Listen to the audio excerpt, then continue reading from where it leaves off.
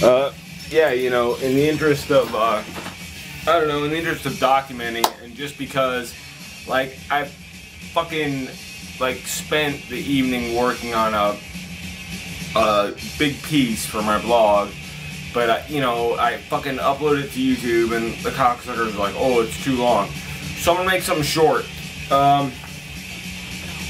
In the interest, like I said, of documenting, and, because nostalgia seems to be like the big thing now. I guess I just wanted to talk a little bit about Auburn, Washington. What it was like to be like young and into punk rock back then in the later '80s. I moved there in '87. I was like a little skate rat, you know, into punk and hooked up with a lot of people. It was a fucking awesome place. It's about, I don't know, 25 miles south of Seattle, but it was like, there was a real like lively hardcore scene. I mean, we used to all regularly go to the Community World Theater down in Tacoma.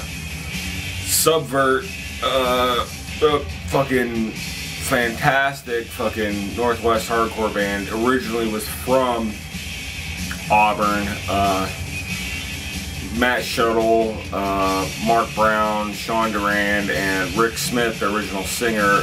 They played around that area, and then like Matt ended up, he kept going to jail and was into like fishing and stuff, so he like left the band, and Rick was replaced by Eric Greenwald, and Subvert kind of became like the house band for the Community World down in Tacoma, and they pretty much moved down to Tacoma, and then in later years like we're up in Seattle and stuff. But at any rate, like back then, I mean, it's a smaller town. It's like a little a lot of people who, you know, worked at Boeing and in the area, and you know, in the industry around there, lived in Auburn. A lot of trailer parks. Like I lived in a trailer park back then.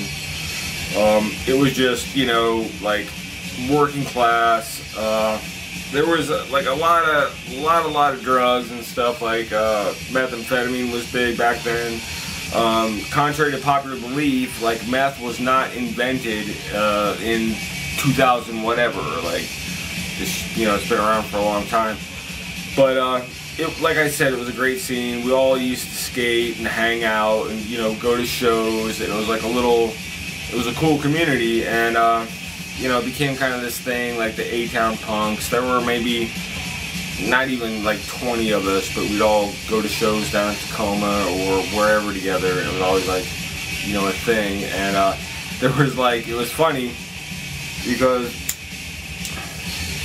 I mean, back then, like that was the time in like American history when you could get the shit kicked out of you for having a fucked up haircut. Like I would regularly, like back then, like I had, you know, dreads and with my, you know, painted up leather jacket and combat boots and everything and ripped jeans, and like all the time fucking rednecks would like throw shit out of their cars at me, beer bottles, like, you know, it was fucking crazy. And you know, it was not an easy time to be like into punk rock. I don't know what it's like now. I guess everybody just shops at Hot Topic and whatever, but back then it was a little more difficult. Like you get your ass handed to you for you know, wearing a Black Flag t-shirt and sporting a Mohican. Like it was just different then.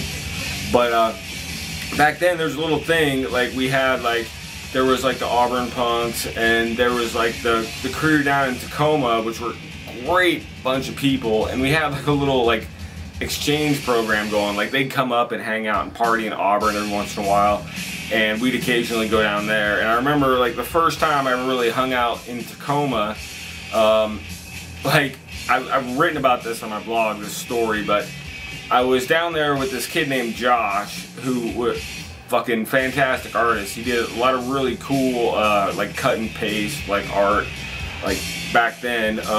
I mean real actual cut and paste, like an X-Acto knife and glue and shit, not like on a computer. Like that shit really wasn't prevalent back then.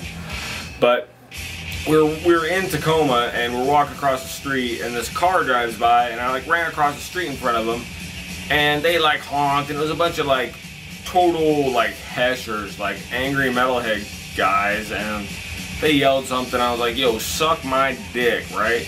And they stopped the car, you know, came back around, and fucking 2 of them got out, and one of them like right hooked me, fucking split my lip all the fuck. Like I had to go get like stitches and shit. Like I was all fucked up. And I remember like dude busted me in the mouth. The people at the grocery store we were in front of wouldn't let me back in the store to like try and find a way to get to the fucking hospital. So I ended up going down to a bar somewhere there, and it was like in the hill section of Tacoma, and like I went in there, and like some awesome fucking person was just like, dude, I'll take you to the hospital. And he was fucking wrecked. We got in his like Z28 or whatever and just hauled ass. Went to the hospital. The doctor fucking stitched me up.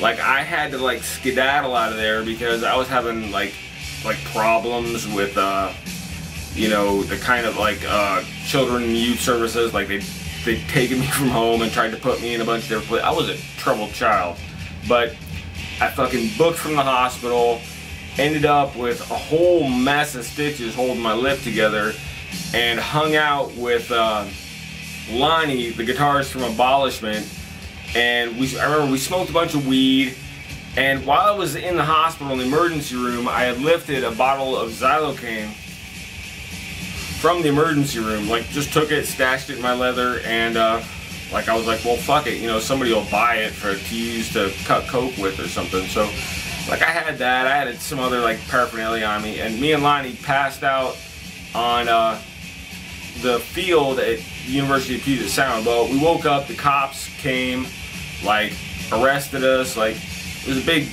fucking mess, and like that was my first trip to Tacoma. But as it was, like Auburn, I would always come back to Auburn. I ended up living in Seattle for a while and around that area, but I'd always come back to Auburn, and like to this day I'm still in touch with some of my old friends from back then, and it's just fucking awesome. Like, you know, like you talk to like somebody who's like my age, like in their 40s, still, you know, into fucking listening to the same kind of shit we were back then, and holding the same like sort of code of ethics, and it's just like it's fucking awesome because, you know, we came from the same place. And I don't know, that's all I got. I got to keep this short so those cocksuckers at YouTube will let me upload it. So that's it for now. Thanks.